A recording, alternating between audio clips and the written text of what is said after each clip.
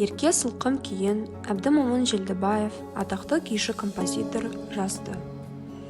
Әбдімомын Желдібаев 1934 жылы 15 қазанда Жамбыл облысы Шу ауданында дүниеге келген. Ол Құрманғазы атындағы Қазақ ұлттық консерваториясын бітірген.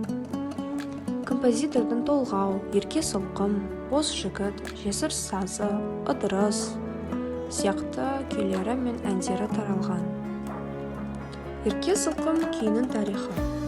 Әбдімомын Желдібаев жас болған шағында сұлу қызға ғашық болған. Бірақ тағдыр оларды қоспады. Соңғы рет кездескенде Әбдімомын Желдібаев оның қызға махаббатын ешкім өшіре алмас деді. Ол қыздың сұлулығын теңесе де сөзбен жеткізе алмайтын болды. Сондықтан ақыры оны тек күйдің әуенімен ғана жеткізуге болатынын сезді. Ерке сылқымның әуенін тапқанша 20 жыл уақыт кетті. Бұл күй барша қазақ қыздарының образдарының жиынтығы. Оны жеткізуге тырысты.